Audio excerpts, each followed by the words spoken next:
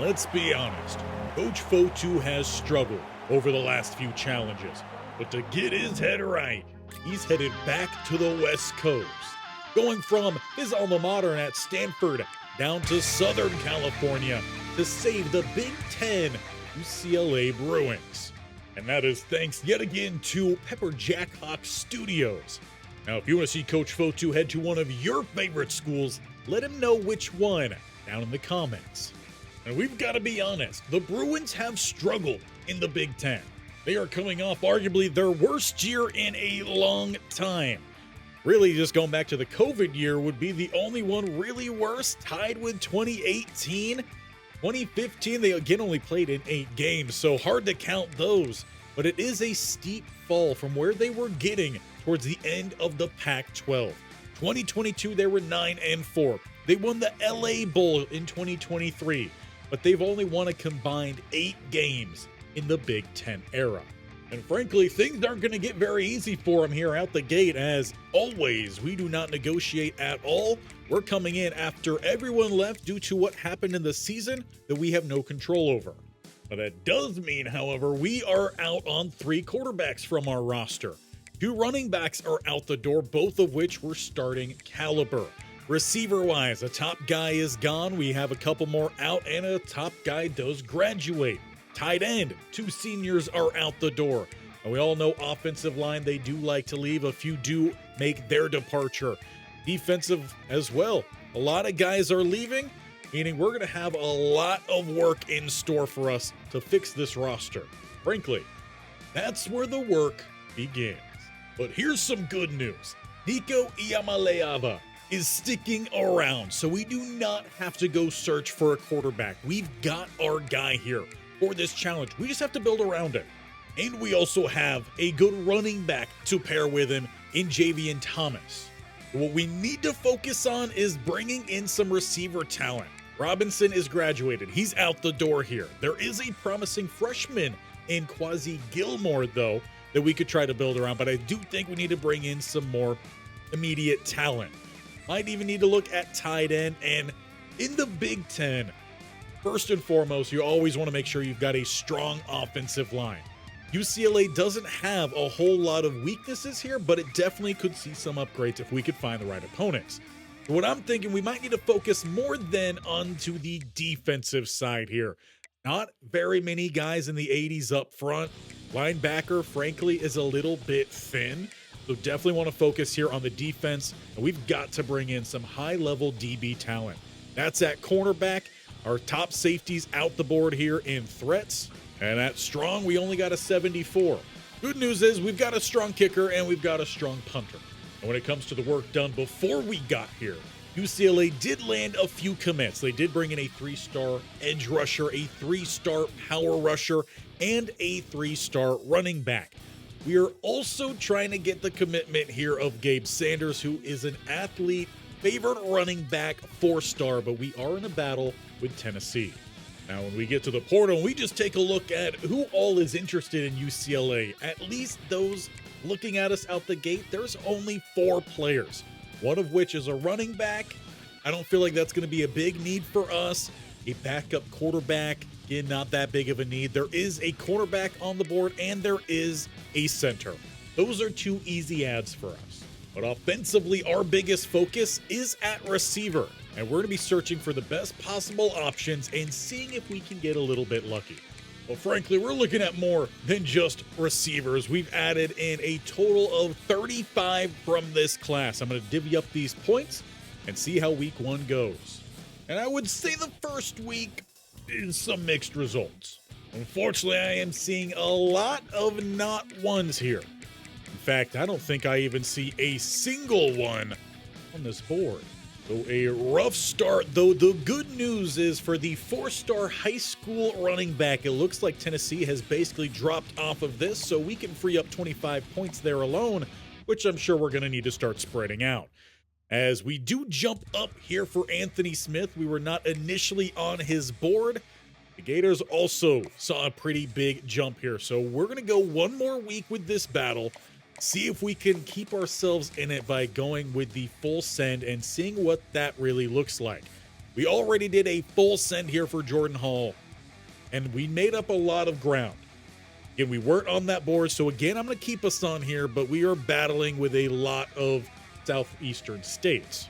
Good news is we're looking very good for a 4-star center here, so again, I'm going to look to save some of these points and start distributing, as clearly we need to do a little bit more here for some of these other 4-star linemen. I am pushing heavy for these 4 stars, and hopefully we'll still be able to get a good number of the 3. And after making those adjustments, we are completely out of points. Unfortunately, we didn't have a whole lot here for some of the linebackers and some of these corners. But again, we weren't on the boards initially. The fact we're this high, I'm going to go one more week, see where we're at. And frankly, I'd say things are looking a lot better. They're going to look at the initial board. Now we're getting a lot more 1s, though there is still a good bit of battle to take place. And unfortunately, we're already out on Casey. But with the points we've got available, we need to get a combo visit scheduled here with the edge rusher in Anthony Smith and the pure power DT in Jordan Hall. I'd rather do it now than later. So let's get that week scheduled visit here. Playing time is going to be big for Hall. That is good news for us because that's an A+. And for Anthony Smith, what he's looking for is pro potential. Now, that is a B. However, conference prestige is going to be that A-. So that is what we're going to look to do. We get the complimentary there, get the conference prestige. Now, we do have 10 more hours. See if I can find one more visit to combo. And there just so happens to be one option here in Tano. Now, conference prestige is really big for him, so that's good news for us. We are trailing here, so this is just going to overall help us out a whole lot. So get that conference prestige in there. And that is all the work we could do. I already shuffled the rest of the points around. But as we head into the final week, we would not be given much information here. None of the 4 stars. And even with the visits, we are still not in front here for these 2 defensive linemen, the guys we're trying to anchor our team around. Now, there's still a possibility that, maybe something goes our way and we still get Jordan Hall. That did happen last time. We're making up good progress. Is it going to be enough? And getting down to the bottom of our board, we'd open up 7 spots, and frankly, there's still a lot of other spots that we should have pulled off on, but I'm going to try to set up some visits. Fingers crossed we get this done.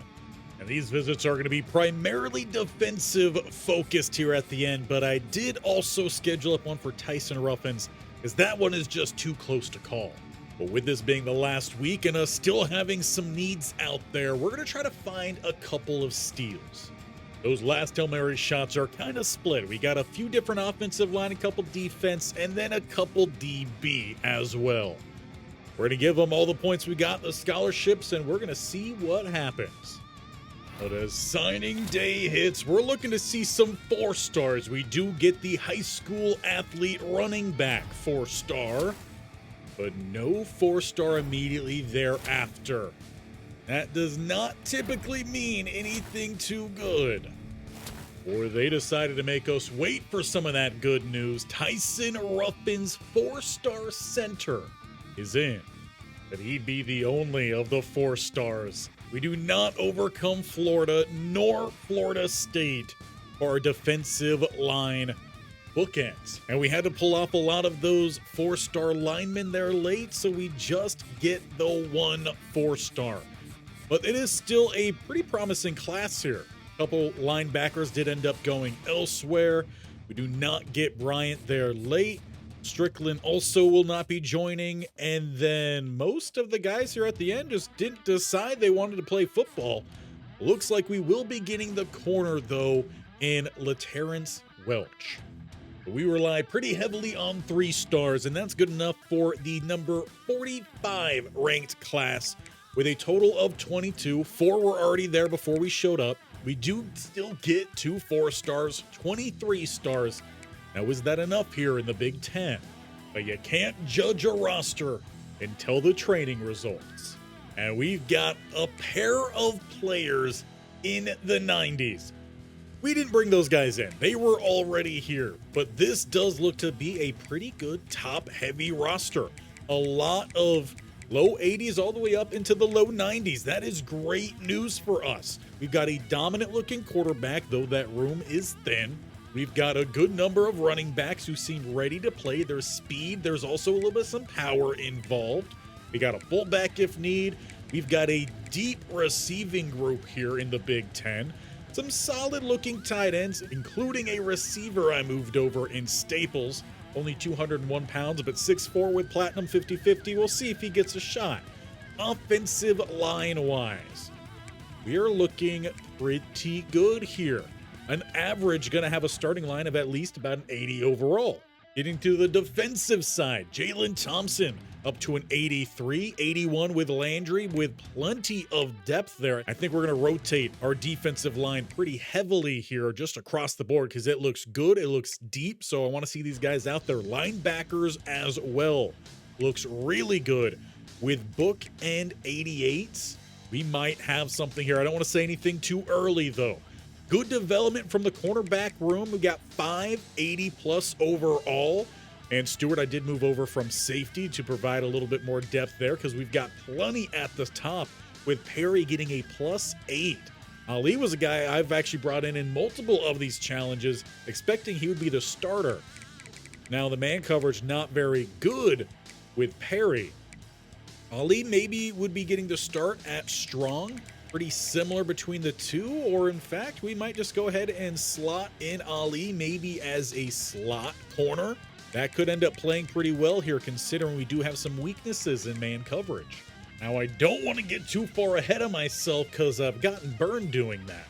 But, cross your fingers, knock on wood, with a 92 overall team, we may have something this season. We do have 3 top 25 battles, at least to start the year. USC at 13, Michigan at 24, Oregon at 8. I mean, we've asked before, is the silver in play? I think the silver could be in play, and depending on how well we play, perhaps a gold? But again, let's not get ahead of ourselves here. As a reminder, to complete this challenge at the minimum for a bronze, we need to win a bowl game. For silver, we have to make it to the conference title. For gold, make it to the college football playoffs, and for that platinum, win the national championship. And I was just going through and setting up my roster, and Jordan Hall is here. It said he went to Florida State. Did I miss the fact that he didn't have a scholarship? Well, that's an instant boost. And Hall and the Bruins would see us off to a great start here, polished off by a 66-17 win over San Diego State.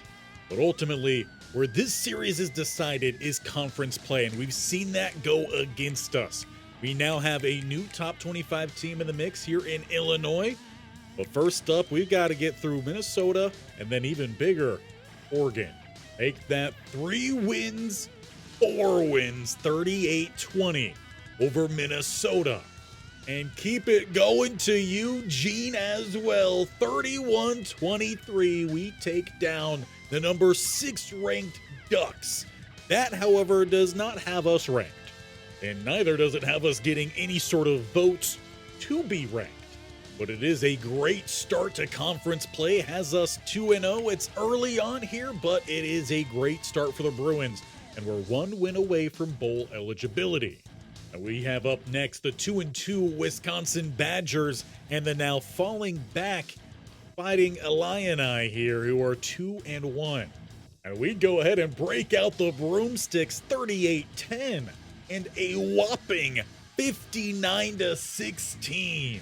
We are very much bowl eligible, now cracking the top 25 at 22, and we are looking to continue this climb.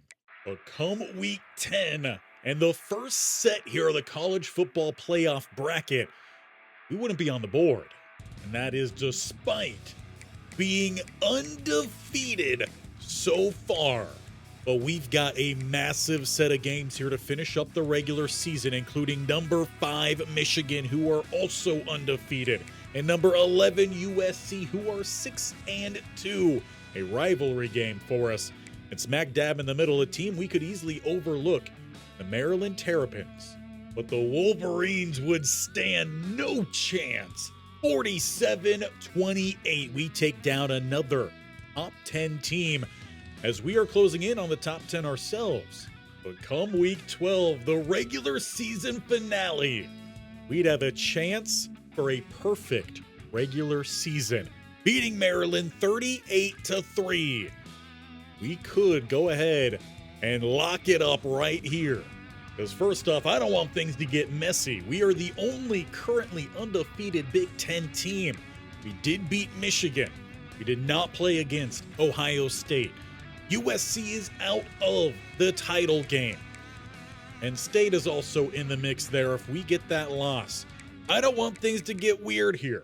Let's pick up the win. So to Pasadena we go. The Rose Bowl with a rivalry game against our neighbor and the Trojans. We need this win, and we need it badly. Rivalry games are difficult for a reason. As we get this one underway, so far a lackluster first. Let's see the Trojans take that lead 7-0. But we quickly answer at the start of the second, a little bit of back and forth. And it's tied up still as we hit halftime. The least amount of points the Bruins have put up in a half so far this year to take the lead. Trojans answer, though, as we get into the fourth, and we will slow it down from here. This is one we will not give up. We need this win. We're inside the red zone. Don't mind us jumping in potentially rather earlier than what we normally do. In our final game, we're looking for this to just be one of many. The quick throw up top. That'll be a nice gain of 5. Nico, 166 yards today, 1 touchdown, no picks. Let's keep it that way. Or go ahead and add on to the passing touchdowns. There's another quick RPO going for the first, down to the 4. Jacobs, one of the guys we brought in at receiver. Now a heavier set here as we've got 2 tight ends to the top. It's going to be a handoff, fighting through but not across the goal line. In fact, that might be a little bit of a weak spot, marking us down at about the 1.5 rather than the half, which it looked like, but no problem. Nico hits. We've got the touchdown to Jacobs, and hopefully it's time to run away with this one in the 4th. Or perhaps the Trojans would be playing hardball. The following drive, as we approach 5 minutes to play, they're about at the 30. The motion up top. We send the blitz, but it leaves the running back open, but he's going to lose at least 2 to 3, I thought.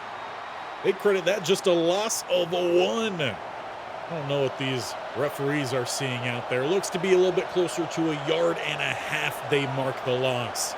The play action rip, and it's caught. Trojans to the end zone. I thought we were about to celebrate a pick, let alone a 21-21 ball game. Frankly, the crowd seemed to be in a little bit of disbelief as well, and we block the point after. Make it 21-20. We get the ball back with around 4 minutes to play. And I would love a slow, methodical drive here. Let's drain the clock. Let's get some more points on the board. But for that, it is going to be a 3rd and 10. Not quite field goal range here. So we're going to jump out 2 up top, 1 to the bottom, plus the tight end. Nico will look to throw up top. Has his target for the first down. Trojans called their second to last timeout. Playing for that perfect regular season here. We've got the ball 1st and 10 of the 38, 2:45, and now counting. Play action with a shot fired over the middle. Here I'm thinking we should just be running that ball. I guess, hey, when it works out, it works out. As we've got it inside the 25. Bunch up top. A little wide receiver screen that way. Played well by the corner. Didn't quite get a good enough block there from the tight end. Plus, the receiver now turned tight end to the top as well. The 2nd and 9. We throw over the middle. He's going to be the man with the catch. Picking up about half the distance. That takes us inside the 2-minute break. No timeouts for the Trojans. A first down ends it here. And the blocking looked good. That was until it didn't. We lose about half a yard on the play. Trot out the field goal unit right hash as they let the clock run down to make this a touchdown ball game. It is through, but the Trojans have life. They will get the ball at the 23 with 1:07 on the clock. No timeouts. Now that could play into effect here. Obviously, this is college football. First down pauses that clock for a moment as the chains get reset, and they do not give Victor Snow the first down there. Second and inches, the Trojans are going to have to hurry back to the line. Quick throw will secure that first down the following play, but it's for a minimal gain. 50 seconds and counting, and they're still back at the opposite 37 to where they need to be. It's a long field still in front. And the pass rush almost got back there. It's a one-on-one. That's going to be picked off by the Bruins. That will seal it. Just get down. Thank you. Bring out the kneel unit. We're looking for that perfect record. And boy, oh boy, did that throw have me a little bit concerned. That might be PTSD from the Kent State series. But what a game. The Bruins against the Trojans. They win that rivalry and finish the regular season undefeated, which means the bronze is secured for us because right now we are looking to head to the playoffs. But before we get there, the chance of the silver is also complete as we will be headed to the Big Ten title game. But as for who that'd be against, that would be the Ohio State Buckeyes, a one-loss team that we didn't play in the regular season. But we pack our bags with the bronze and silver medallion to Indianapolis for the Big Ten title game against the Buckeyes. A win here secures a gold as well. However, a loss as the current 8th-ranked team still leaves that gold in question. So that means we've got to beat the Buckeyes and keep this win streak alive. Big Ten title game is underway. And it's a bit of defense out the gate, though the Buckeyes are the first to draw a score. They take it 7-0 into the second, but we answer early in that second, doubling that to get the lead and tacking on the field goal there to end the first half.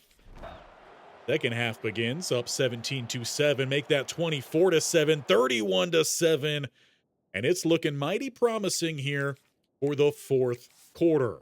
As we get into that fourth quarter, slowing things down here, we do tack on that field goal. Not too long later, we are back into the red zone as well. Looking to run up the score here, but 4th and 4, once again, we've got to settle. It looks like the first real threat of the Buckeyes would come here. Inside 4 to play. 4th and 7, they would convert. Trying to keep some hope alive, at least a little bit of something for themselves. But a sack comes in, 3rd and 15. They hit the 15. It's 1st and goal, and there's the touchdown rush from Jeremiah Smith with a 37-14 ball game. This one looks pretty much done, though the Buckeyes tack on some late game points. They're not going to end our season. We take the Big Ten title. That is bronze, silver, and now gold. We play for platinum. Our first opponent is gonna be Boise State. But now someone's gonna have to tell me how an undefeated UCLA Big Ten champion is not in automatically to the quarterfinals. Notre Dame, not in a conference, goes 12-0. We're 13-0. Georgia, 12-1. We're 13-0. LSU, 11-2. We're 13-0. And Pittsburgh, 12-1. We're 13-0. With a little extra chip on our shoulder, we head back to Pasadena though not for the Rose Bowl, just for the first round of the college football playoffs. These games cannot deliver us any new medallion, but it can push us on in our push for that platinum medallion. We face the Broncos, and we expect this team to come out hungry, angry, and to dominate. And let the playoffs begin. Boise drives with the score. They drive with a second score, and we find ourselves shocked, down 10-0. Into the second quarter, we finally get our first points, but Boise answers with some more. It is 17-7. Bruins trailing into the second half. And Boise just keeps tacking on these field goals. We're into the fourth quarter with only one score. The Broncos have us on our heels, and they are down at the goal line. With a 3rd and goal, it's thrown away. They will have to settle for the field goal, but that has them still well in favor. The Bruins have got to come alive. It starts with a good gain of 15 to Carson Cox. Couple plays back-to-back to him. We need these to start rolling in a lot more here. As we face a 3rd and 6, it is incomplete. I don't normally run plays here, but when we've got a platinum on the lines, 4th and 6, we are out here. We got to pick up this first down. Lofted out to the left. We're going to have Pedersen for a big first down, rocking down to the 22. Now let's finish off what we continued there. Staying in with a 1st and 10. Nico, we need some touchdowns. Quick RPOs down to the bottom for a shorter gain. All that about 4. We're going to need about 3 scores here late. 2 spread either side. This time it's a handoff. There's space down the middle and rumbling inside the 5 we go. Carson Cox, 10 carries, 36 yards in total for him. Not a great average, but hey, we're 5 yards away from pay dirt here. We pick up the blitz. Nico throws for the touchdown. Pedersen with the big 4th down conversion and the touchdown, making this a 10-point ball game as it stands. You know, Coach Soni Fotu's not about that. He wants to make this a 1-score game, so the offense stays on the field. A little hard count action in there. And he tried to thread the needle. However, it's picked off, and it will remain a 10-point game. And back to the sim menu we go, where we need a stop. A turnover would be great from our defense. Cease there with a nice gain of 10. Thought about going after him. Coach Ty decided not to, and he's making some plays against us now. Another first down for Cease. Though facing a 3rd and 8 here. It's Cease back again with another dagger of a first down. Devin Brown just out here dealing. Cease again, cropping up everywhere as the Broncos do get the touchdown. We've got 3:21 left in our golden seasons on the lines. We are looking at basically needing a miracle.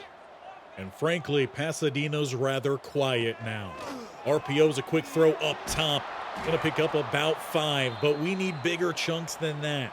Nico, 147 through the air, 2 touchdowns and a pick. And that pick seems to be costly. With another pass here, it's down the middle, stretching it more, and there we go. Those are the kind of ones we need to hit, because those are the kind of passes that Cease kept getting over and over on that last drive. It's hurry up, empty set for Nico. 3 up top, 2 down to the bottom as he gets the offense set. And he goes down to the bottom, short of the first down. It's a gain of 8 to Jaden Marshall. 5 catches, 66 yards for him. We do have 3 timeouts, a little over 2.5 minutes to play. Back set, here is the offense. With another throw over the middle, that's Pedersen. First down, breaking a tackle. Going to pick up maybe an extra 1 or 2 thereafter. Randall finally brings him down for Boise, as they're looking for the massive upset here in the playoffs. They bring the blitz, leaving a man open up top. Will be another quick gain of 8. See if they could get that ball snapped here before the 2-minute break, as we are still down multiple possessions. And they do get it counted. And they do get it snapped. Pass is gonna be picked off over the middle. And there seems to go the perfect season. We will look to jump ahead to the end of this one, inside 2.